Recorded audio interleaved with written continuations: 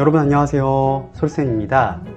오늘은 두 번째 정거장 작가의 눈으로 세상 바라보기의 두 번째 시간입니다.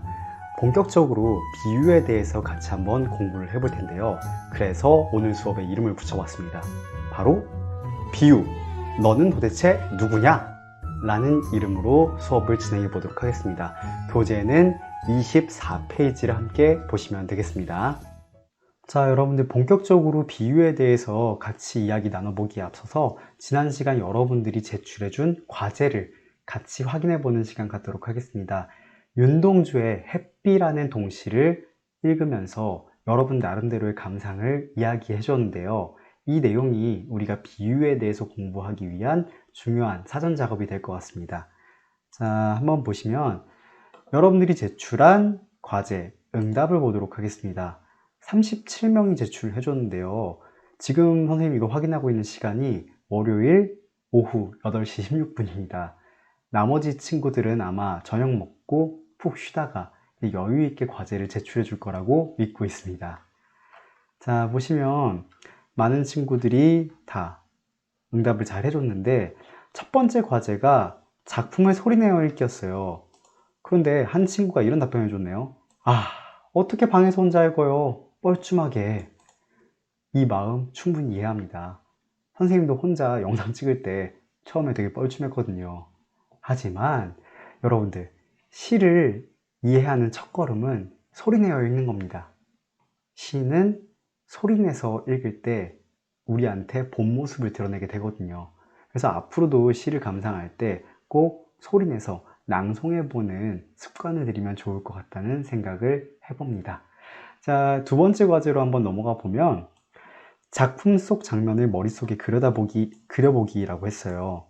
이건 머릿속에 맺힌 이미지를 글로 표현해보자는 과제였는데요.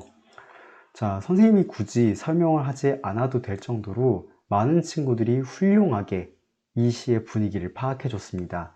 그 중에서 좀 인상적인 답변이 있어서 그걸 같이 보도록 할게요. 자, 읽어보도록 하겠습니다. 시를 읽었을 때 비가 와서 생기는 상쾌한 기분과 시원한 날씨와 행복한 느낌이 느껴졌다. 햇빛으로 밝지만 비 덕분에 시원하고 식물들이 생기 있게 살아있는 장면이 떠오른다.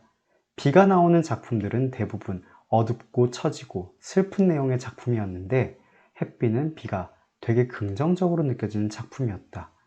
자, 이 답변이 선생님은 되게 인상 깊었어요. 시를 보고 머릿속에 이미지가 되게 생생하게 맺혀졌나 봐요. 그리고 그것을 글로 잘 표현했습니다. 아마 이것을 눈으로 따라 읽는 여러분들도 시의 내용이 다시 한번 머릿속에 새겨질 수 있는 그런 생생한 기억을 해볼 수가 있었을 것 같은데요. 자, 이 친구의 뒤의 감상이 원래 비가 나오는 작품은 대부분 어두운 작품이 많다고 했잖아요. 윤동주 씨의 제목이 햇비라는 데에 한번 주목해 볼 필요가 있을 것 같습니다. 교재 24페이지에도 선생님이 개념을 적어놨지만 햇비란 해가 쨍쨍한 날 잠깐 쏟아붓다가 그치는 비예요. 되게 신기한 현상이죠. 그러면서도 해가 쨍쨍 화창하게 내리쬐는 날에 내리는 시원한 비니까 기분 좋아지는 느낌도 들 겁니다. 윤동주 시인도 아마 햇비를 경험하고서 와, 되게 신기하다. 그런데 되게 기분이 좋다라는 마음을 담아서 이 시를 쓰지 않았나 생각을 합니다.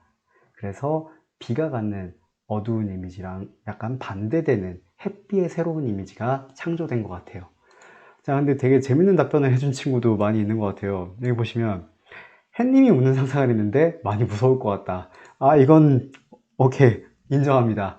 갑자기 이제 해가 웃고 있으면 나도 따라 웃을 것 같지 않을 수 있으니까 아주 솔직한 답상을 해준 친구도 있었고요. 보시면 대부분 다 이 위에 친구가 한 것 같이 되게 긍정적인 시의 분위기를 잘 파악해 주었습니다.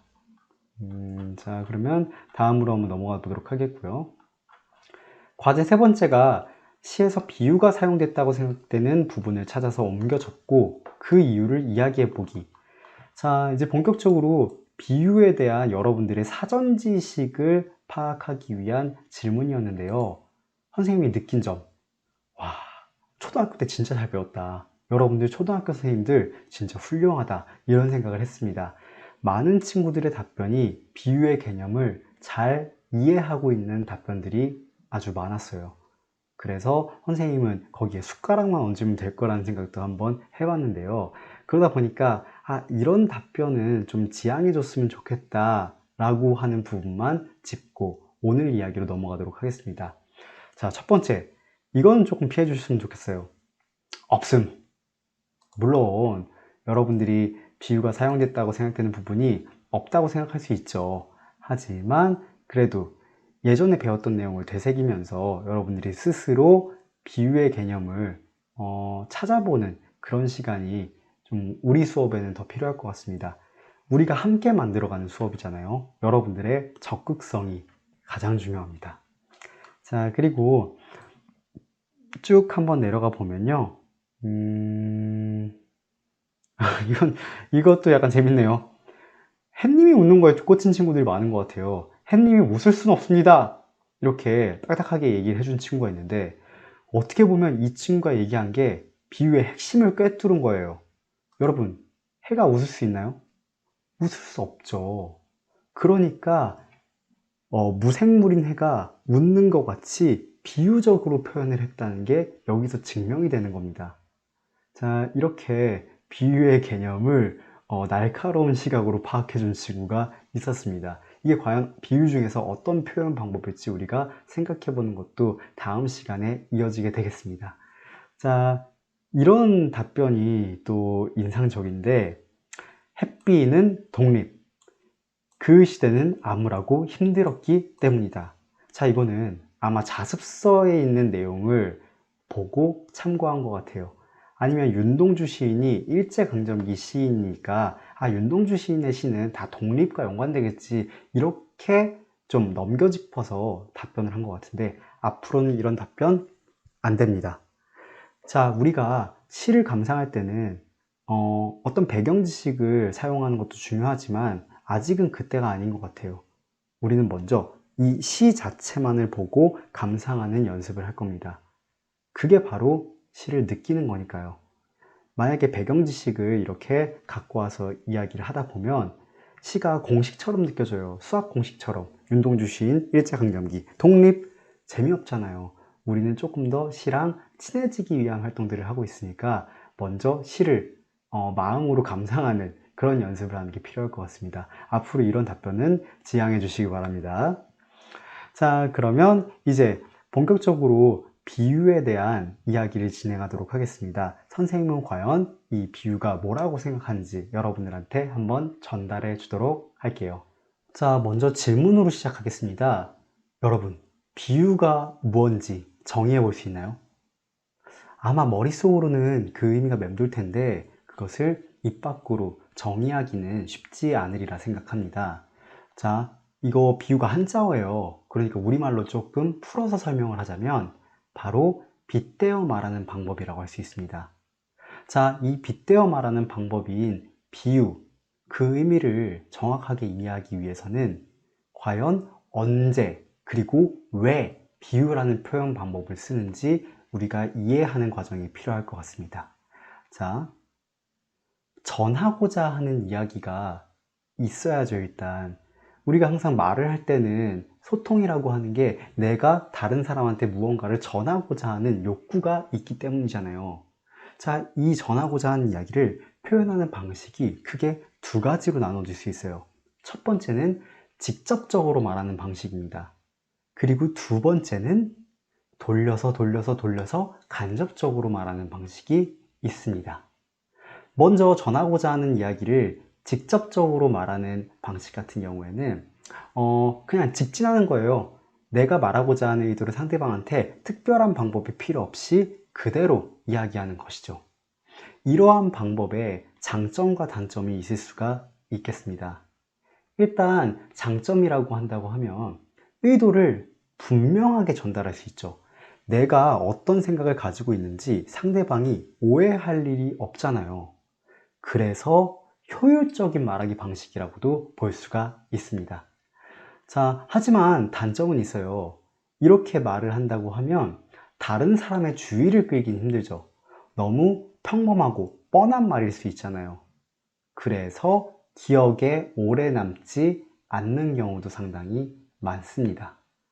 자, 그러면 직접적으로 말하기와 반대편에 있는 간접적으로 말하기 방법은 어떤 특징을 가지고 있는지 알아보면 조금 더 의미가 확실해질 것 같습니다. 자, 우리가 간접적인 말하기 방식을 위해서는 좀 특별한 기술이 필요합니다. 직접적인 말하기는 그냥 직진을 하면 되니까 아무 스킬이 필요 없잖아요. 하지만 돌려 말하기 위해선 색다른 표현이 필요합니다. 이것을 문학적인 말로 바꿔 얘기하면 낯설게 하기라고도 하죠. 자, 이런 간접적 말하기는 먼저 단점부터 한번 살펴볼까요? 비효율적입니다. 왜냐? 여러분들 돌려 말하기 방식을 사용하면 듣는 사람 입장에서 그게 어떤 의미인지 한 번 더 생각을 해봐야 되잖아요. 의사소통 측면에서는 직설적으로 쫙 자기의 의도를 말하는 게 훨씬 더 효율적이라고 할 수는 있습니다. 또한 뜻이 명확하게 전달되지 않을 수도 있다는 단점이 있어요. 우리가 시를 이해할 때 그렇잖아요. 작가가 어떤 의도를 가지고 썼는데 수용자, 우리가 읽는 입장에서 그 의도를 제대로 파악하지 못할 수도 있는 거죠.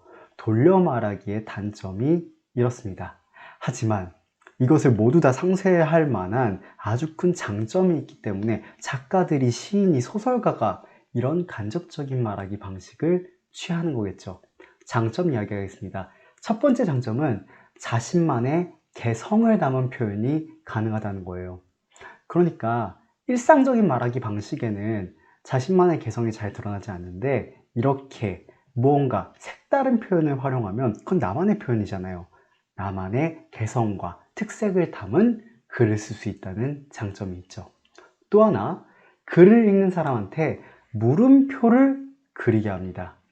여러분들, 듣는 사람, 읽는 사람 입장에서 한 번 더 생각을 하는 것 자체가 이거 무슨 뜻이지? 라고 머뭇거리는 것 자체가 바로 물음표를 그리는 과정이라고 볼 수가 있습니다.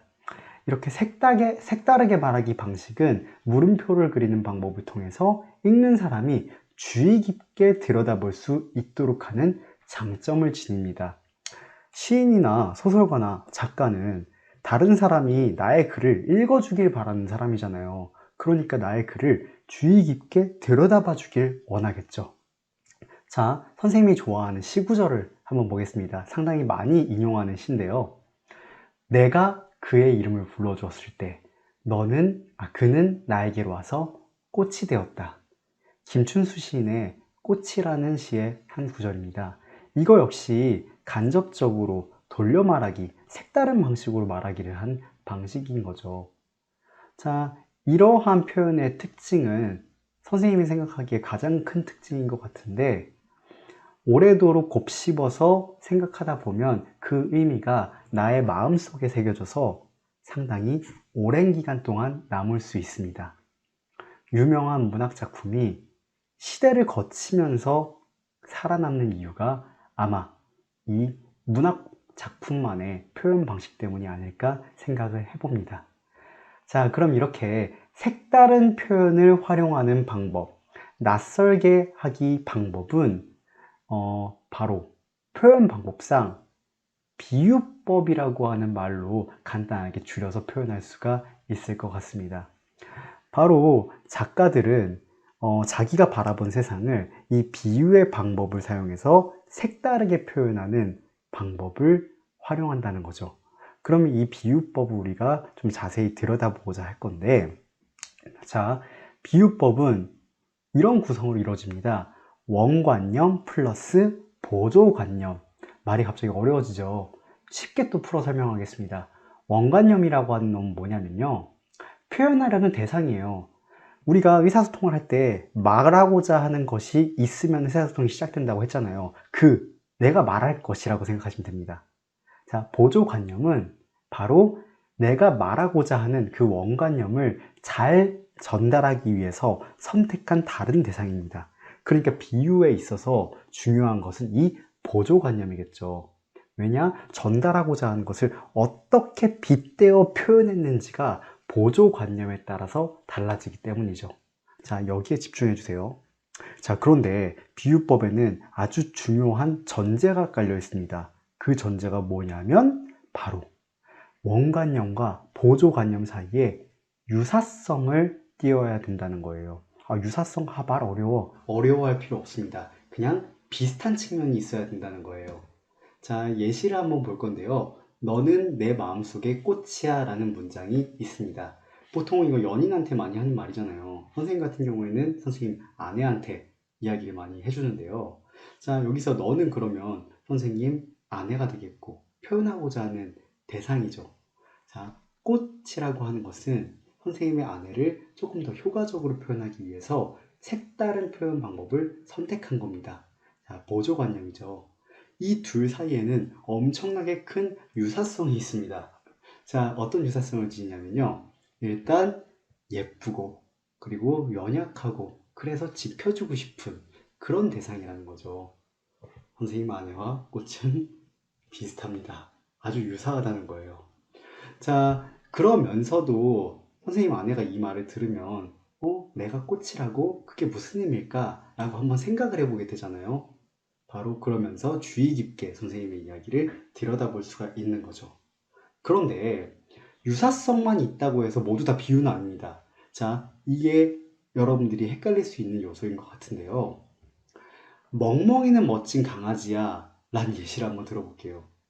여기서 만약에 표현하고자 하는 사람이 나는 우리 집 멍멍이를 표현하고 싶은데 이 멍멍이가 강아지라고 하는 것을 부각하고 싶어. 이걸 약간 색다르게 표현하는 방법으로 난 비유를 썼어 라고 이야기를 할 수 있을 것 같아요. 그러면서 얘기를 하죠. 멍멍이랑 강아지가 상당히 유사하잖아. 이거 비유 아니야? 아닙니다. 자, 비유법은 기본적으로 색다른 표현이잖아요. 너무 뻔하면 비유가 될 수가 없습니다. 우리는 항상 비유가 색다른 표현, 낯설게 하기 방법이라고 하는 것을 기억하시면 될 것 같습니다. 자, 여러분 어떠세요? 이제 비유의 개념에 대해서 좀 이해할 수 있을까요? 자, 사실 이 내용은 교재 24페이지에 하단 보시면 비유, 너는 도대체 누구니? 라는 제목으로 선생님이 한 5줄 정도 설명해 놓은 내용을 좀 길게 풀어서 이야기한 내용입니다. 자, 이렇게 짧은 내용을 길게 말한 이유 무엇일까요? 선생님은 여러분들이 비유를 자습서에 나와 있는 개념으로 외우지 않았으면 해요. 자, 우리는 초등학교 때 혹은 중학교 때 이제 자습서 문제 풀면서 이렇게 외웁니다. 자, 비유는 원관념 플러스 보조관념이야. 원관념을 표현하고자 하는 거고 보조관념은 빗대어 표현하는 거야.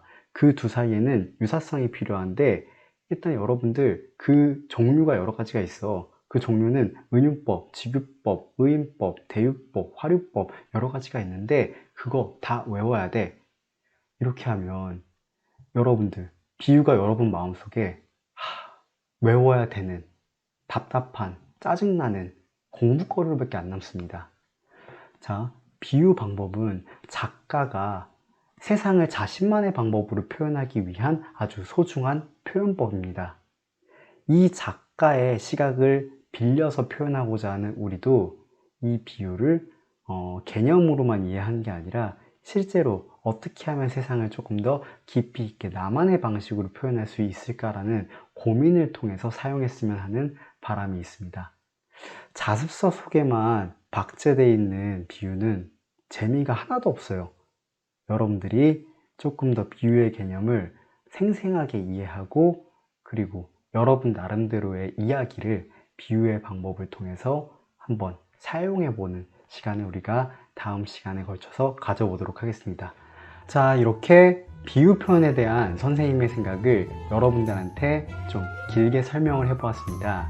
오늘 시간을 통해서 선생님의 마음이 전달됐다면 여러분들도 비유 표현이 단순한 교과서 속 개념이 아니라 나의 생각을 조금 더 색다르고 생생하게 표현할 수 있는 하나의 방법이다 라는 것을 이해해 주시면 좋을 것 같습니다. 다음 시간에는 이제 실전입니다. 비유가 어떤 종류로 이루어져 있는지를 윤동주의 햇빛을 통해서 알아보는 시간 가져보겠습니다. 다음 시간 활동을 통해서 여러분들이 비유에 대해서 조금 더 깊이 있는 이해를 할 수 있기를 기대해 봅니다. 자, 오늘 과제를 내면서 마치도록 하겠습니다. 오늘 과제는 선생님의 이야기를 여러분들이 경청을 해 주었는가를 알아보는 겁니다. 자, 선생님이 여러 가지 이야기를 했는데 선생님의 이야기 중에서 가장 인상 깊은 점 혹은 새롭게 알게 된 점, 이런 점을 자유롭게 써주시면 되겠습니다. 자, 여러분들이 선생님의 말에 대해서 어떻게 생각을 하고 공감을 하는지 선생님이 여러분들의 과제를 통해서 한번 확인해 보도록 하겠습니다. 자, 그러면 오늘 수업도 수고 많았습니다. 우리는 내일 윤동주의 햇빛을 같이 들여다보며 이야기 나눠보도록 합시다. 자, 그럼 인사할게요. 안녕.